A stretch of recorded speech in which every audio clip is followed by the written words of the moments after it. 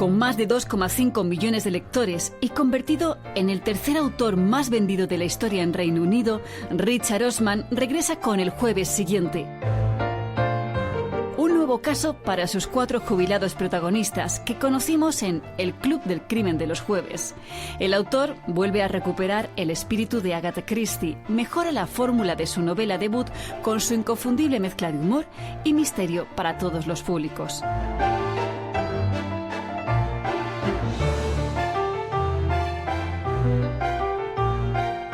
I'm amazed at how well it is done around the world. I thought maybe in England people would like it because I'm English and the characters are English and the setting is English and all the murders are English.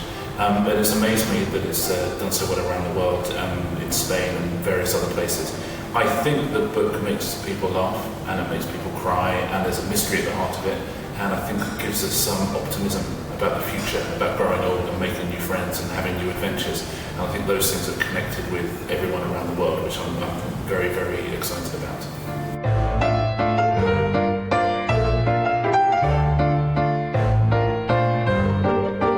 In the second book, Puedes, esta, siguiente, all the characters who survived the first book return, which is good, so all your favourites return. At the very end of the first book, a letter is posted under Elizabeth's door, and at the very beginning of the second book, we find out who that letter is from and what that letter says.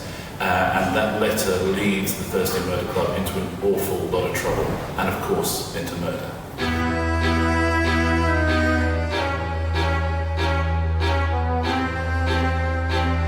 When we were kids, Mr. T and BA, you know, all of that lot, and everyone loves a gang. Everybody loves a gang, and you know, the Thursday Murder Club are a gang. 2 women, 2 men, 2 who come from the sort of British middle class and 2 who come from the British working class. And with a gang, everyone has different skills. And essentially the 4 of those characters are maybe the 4 parts of my brain. And the 4 parts of my brain I use to solve any problems. And so when there's a problem in the book, if there's a murder in the book, or if there's revenge needed, then one of the 4 of them can always work out how to fix it.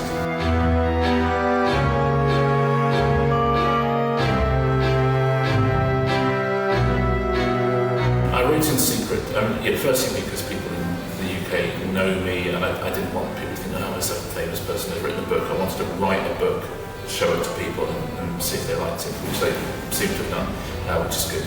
And also it's awful when one of your friends is writing a novel, and they say, I'm writing a novel, will you read some of it? You're like, oh no, don't make me do that.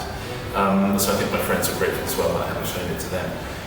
And a great thriller needs, essentially, you need a mystery that's very difficult to unlock.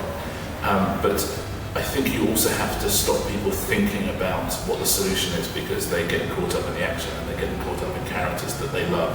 And by the end, of course, you show them the solution to the mystery. But I'm hoping that, you know, all the way through, especially Thursday Murder Club, most of the time you're just enjoying the company of who you're with, and you're enjoying the action, and you're trying to guess what comes next. And the end of the book, and the second book, I think, has a brilliant ending, which I think people are going to love. But hopefully the end of the book comes as a surprise.